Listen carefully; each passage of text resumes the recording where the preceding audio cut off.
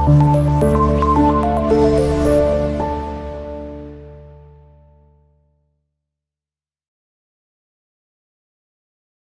पढ़ेंगे वर्ब।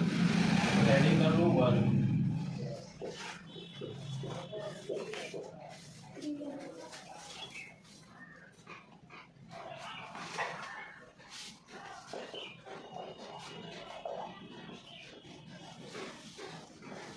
तो यहाँ पे देखो मैंने वर्ब का दो डिफिनेशन लिखा हुआ है, ठीक है ना।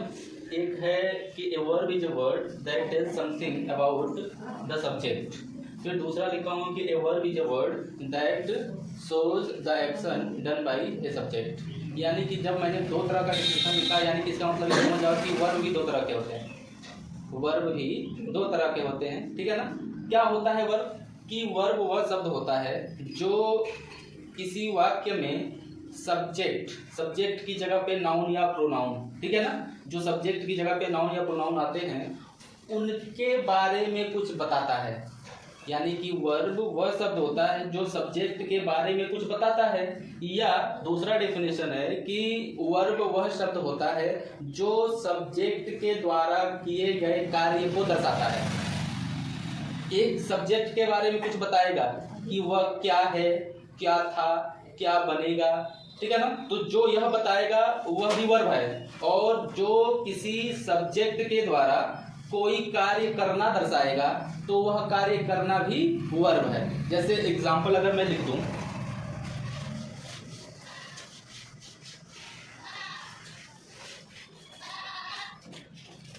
चलिए जाए रमेश एक डॉक्टर, यहाँ पे मैं कुछ नहीं लिख रहा हूँ, फिर उसका ट्रांसलेट मैं कर देता हूँ। Ramesh is a doctor, sorry is नहीं लिख दिया, इज नहीं लिखना है, ठीक है।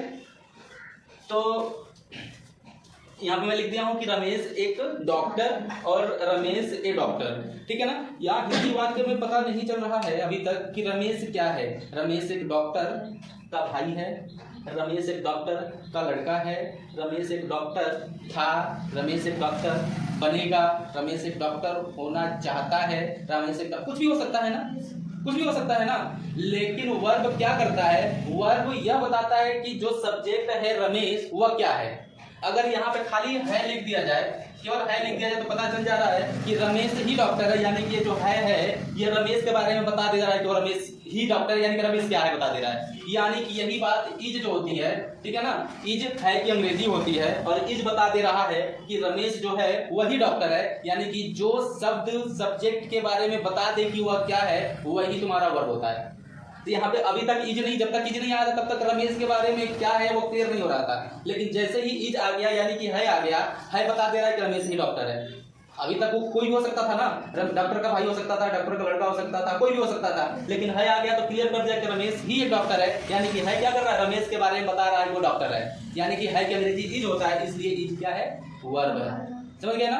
तो जो शब्द सब्जेक्ट के बारे में कुछ बताता है कि वह क्या है, क्या था, क्या बनेगा, वही वर्ब कहलाता है। फिर दूसरा डेफिनेशन लिखवाया था कि वर्ब वह शब्द होता है जो सब्जेक्ट के द्वारा किए गए कार्य को दर्शाता है। जैसे अगर मैं यहाँ पे लिख दूं कि मीरा बाजार गई, ठीक है, मीरा बाजार गई, Meera went to the market, ठीक है। मीरा बाजार गई, Meera went to the market. तो इसमें सब्जेक्ट क्या है? मीरा है, ठीक है ना। तो मीरा के द्वारा कौन सा कार्य किया गया? बस जाने का ना। तो जो शब्द सब्जेक्ट के द्वारा किए गए कार्य को दर्शाता है वही वर्ब होता है। यानी कि इसमें जो वेंट है, वेंट गो का सेकंड फॉर्म होता है। यानी जो वेंट है ये सब्जेक्ट मीरा के द्वारा किए गए कार्य को दर्शा रहा है ना। तो जो सब्जेक्ट के द्वारा किए गए कार्य को दर्शाता है वह भी क्या कहलाता है? वर्ब। वह भी वर्ब कहलाता है। जो सब्जेक्ट के बारे में कुछ बताता है वह भी वर्ब कहलाता है। तो वर्ब समझ में आया ना क्या होता है? तो लिख लो एग्जांपल। तो अब जब वर्ब के दो डेफिनेशन होते हैं, ठीक है ना, और दोनों अलग अलग कार्य करते हैं, एक सब्जेक्ट के बारे में बताता है कि वह क्या है, क्या था, क्या होगा, और एक सब्जेक्ट के द्वारा किए गए कार्य को दर्शाता है। तो इसका मतलब ये हुआ कि वर्ब दो तरह के होते हैं, ठीक है ना। वर्ब दो तरह के होते हैं। तो अब हम पढ़ेंगे टाइप्स ऑफ वर्ब्स।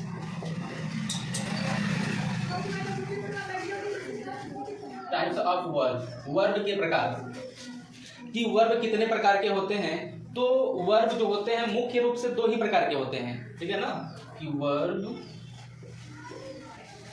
ठीक है। तो टाइप्स ऑफ वर्ब, वर्ब जो होता है वो मुख्य रूप से दो प्रकार के होता है, ठीक है ना। कौन कौन सा? नंबर एक होगा हेल्पिंग वर्ब, ठीक है। दो प्रकार का होता है। नंबर एक होगा हेल्पिंग वर्ब, जिसको हम कहते हैं हिंदी में सहायक क्रिया। दूसरा होता है मेन वर्ब, जिसको हिंदी में कहते हैं मुख्य क्रिया, ठीक है। तो वर्ब जो होता है मुख्य रूप से दो प्रकार का होता है, ठीक है। एक होता है हेल्पिंग वर्ब, जिसको सहायक क्रिया कहते हैं। दूसरा होता है मेन वर्ब, जिसको मुख्य क्रिया कहते हैं। अब ये जो दो वर्ब होते हैं ना, इन दोनों के ना बहुत सारे प्रकार होते हैं, बहुत सारे टाइप्स होते हैं। वे प्रकार, वे टाइप कौन कौन से होते हैं, हम एक टेबल बना करके उनको समझ जाएंगे आसानी से। तो एक टेबल में बनाता हूँ, देखो तुम लोग।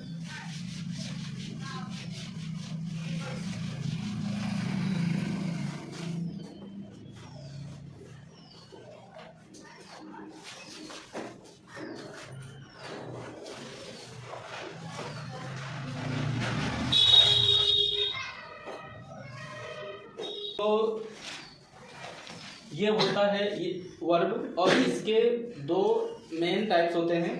पहला होता है हेल्पिंग वर्ब, दूसरा होता है मेन वर्ब। अब उसके बाद से ये जो हेल्पिंग वर्ब होता है, इसके दो टाइप्स होते हैं, ठीक है। पहला लिंकिंग वर्ब, दूसरा ऑक्सिलरी वर्ब। फिर इसमें जो ऑक्सिलरी वर्ब होता है ना, इसके दो टाइप होता है। पहला होता है प्राइमरी ऑक्सिलरी वर्ब, दूसरा होता है मॉडर्न ऑक्सिलरी वर्ब। इसके बाद से जो दूसरा मेन वर्ब होता है, ठीक है ना, दूसरा मुख्य भाग होता है, प्रकार जो होता है वर्ब का, मेन वर्ब, उसके दो टाइप होते हैं, ट्रांजिटिव वर्ब और इंट्रांजिटिव वर्ब, ठीक है ना। उसके बाद से वर्ब और भी तरह के होते हैं, फाइनाइट वर्ब होता है, नॉन फाइनाइट वर्ब होता है, समझ रहे हो ना। तो ये हम किसी और दिन पढ़ लेंगे, finite verb non finite verb क्या होता है, किसी और दिन में समझा दूंगा।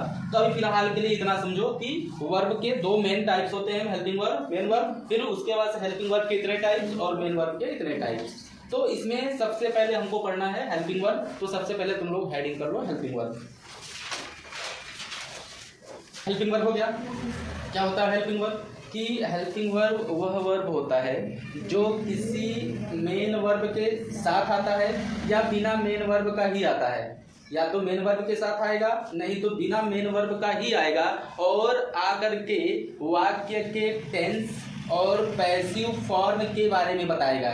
यानी कि हेल्पिंग वर्ब वाक्य के टेंस को, सबसे आसान तरीका है समझने का हेल्पिंग वर्ब कि ये वाक्य के टेंस को बताता है। जब तक कोई भी हेल्पिंग वर्ब, ठीक है ना, किसी सेंटेंस में नहीं लगाई जाती है, केवल एक टेंस छोड़ करके, एक सेंटेंस होता है पास्ट इंडेफिनिट का अफर्मेटिव सेंटेंस, उसे छोड़ करके अगर किसी भी सेंटेंस में तुम हेल्पिंग वर्ब नहीं लगाती हो टेंस में, तो पता ही नहीं चलेगा कि वो किस टेंस का है। प्रेजेंट का है, प्रेजेंट में इंडेफिनिट का है कि कंटीन्यूअस का है, पास्ट का है कि पास्ट में इंडेफिनिट का है कि कंटीन्यूअस का, क्लियर ही नहीं होगा। तो सबसे आसान तरीका है कि हेल्पिंग वर्ब क्या करता है, वाक्य के टेंस को बताता है।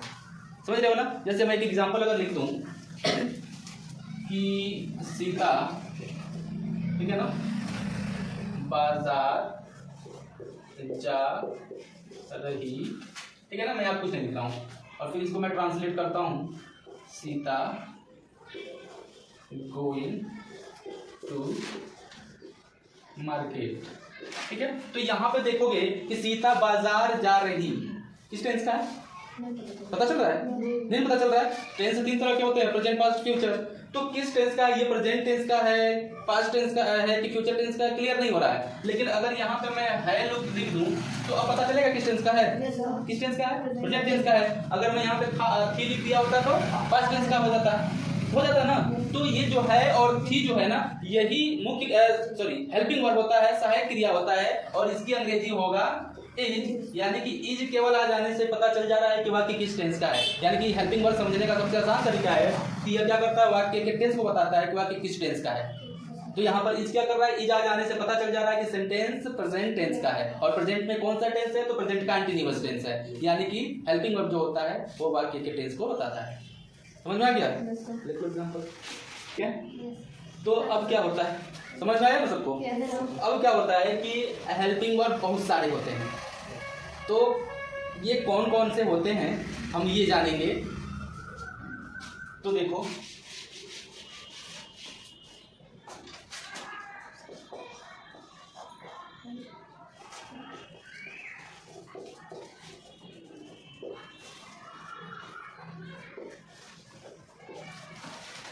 तो कौन कौन सा होता है, is, am, are, was, were, do, does, did, has, have, had, will, shall,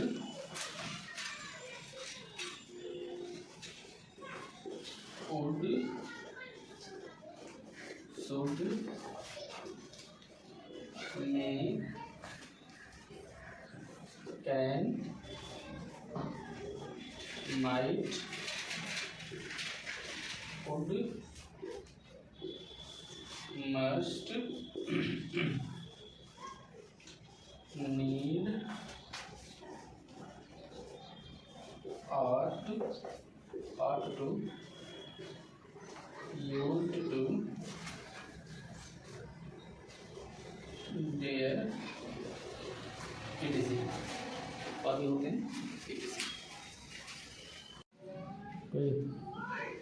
helping verbs होते हैं, ठीक है ना, is, am, are, was, where.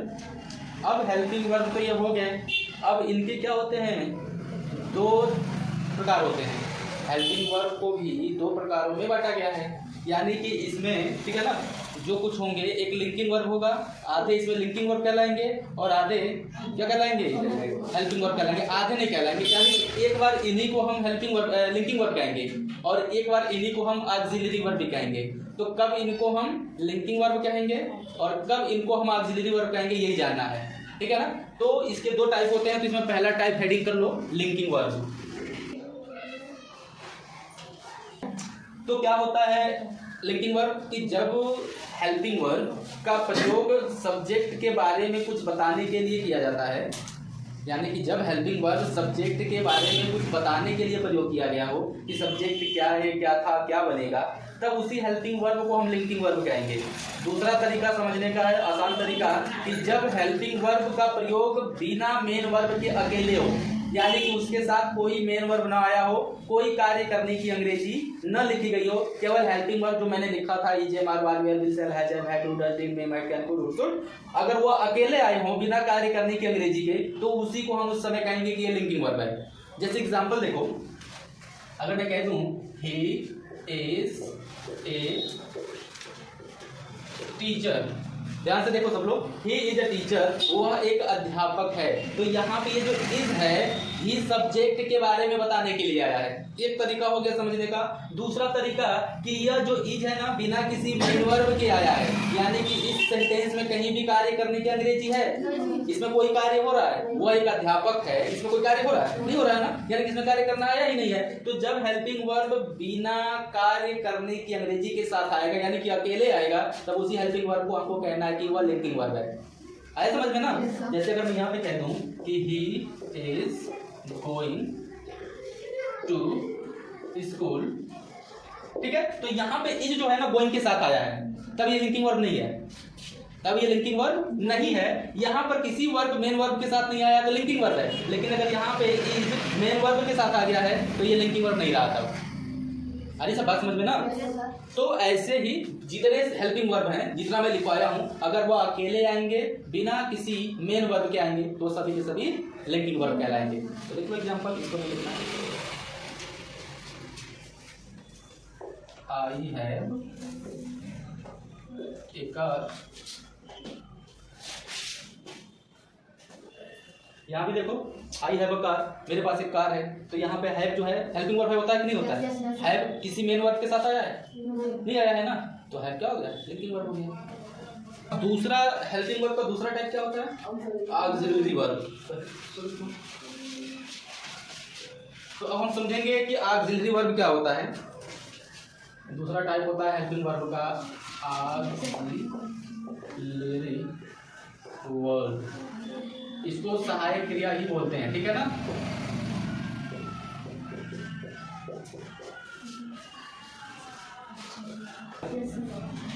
तो क्या होता है भैया ऑक्सिलरी वर्ब? ऑक्सिलरी वर्ब वह वर्ब होता है जो मेन वर्ब के साथ आता है, ठीक है ना, और मेन वर्ब के साथ आकर के उसकी मदद करता है वाक्य के टेंस को बताने में। यानी कि सिंपल सा समझो कि जो हेल्पिंग वर्ब मेन वर्ब के साथ आता है ऑक्सिलरी वर्ब होता है। यानी कि जिस हेल्पिंग वर्ब के साथ मेन वर्ब भी आया होता है, मेन वर्ब बोले तो कार्य करने की इंग्लिश, तो जिस हेल्पिंग वर्ब के साथ मेन वर्ब भी आया होता है वही हेल्पिंग वर्ब तब कहलाता है कि ऑक्सिलरी वर्ब है। और जब अकेला आता है तो लिंकिंग वर्ब है। जैसे एग्जांपल में कह दिया जाए सोहन इज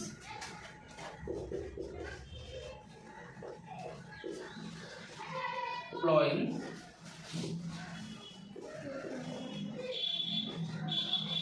हिज फील्ड। हम सब लोग देखो, Sohan is ploughing his field, Sohan अपना खेत जोत रहा है, सोहन अपना खेत जोत रहा है। तो यहाँ पर इज जो हेल्पिंग वर्ब है मेन वर्ब प्लॉइंग के साथ आया है ना, तो जब हेल्पिंग वर्ब मेन वर्ब के साथ आएगा तब उसी को हम कहेंगे कि ऑक्सिलरी वर्ब है। और जब अकेले आएगा तो लिंकिंग वर्ब है। जब अकेले आएगा तो लिंकिंग वर्ब है, और जब मेन वर्ब के साथ आएगा तो समझ में आया ना।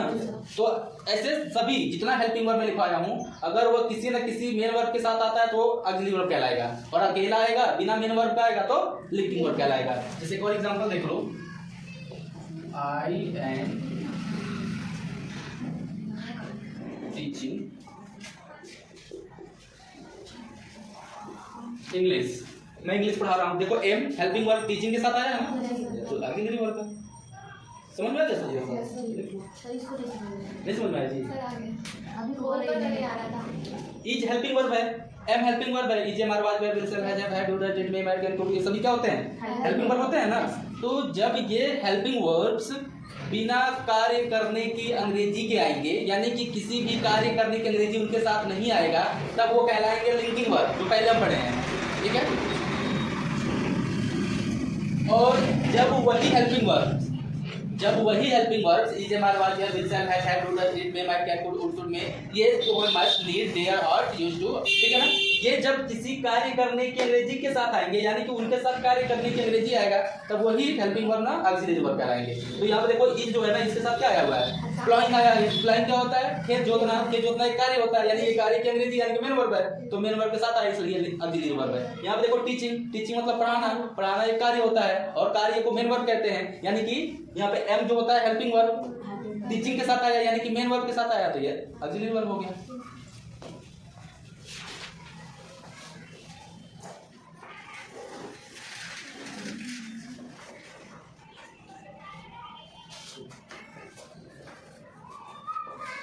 उसका नेम देगा, उसका सर मैं भूल गई, ये किसने बताइएगा?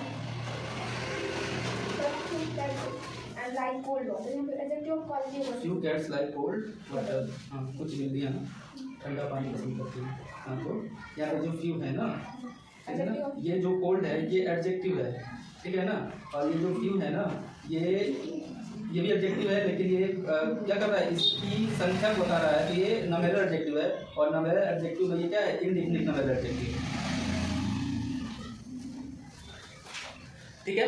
तो आज के लिए बस इतना ही, अगले दिन पढ़ेंगे, ठीक है। टाइम हो गया, टाइम खत्म, 2 मिनट अभी है, ठीक है, बैठे रहो, तब तक मिटा देता हूँ। 2 मिनट पूरा हो जाएगा।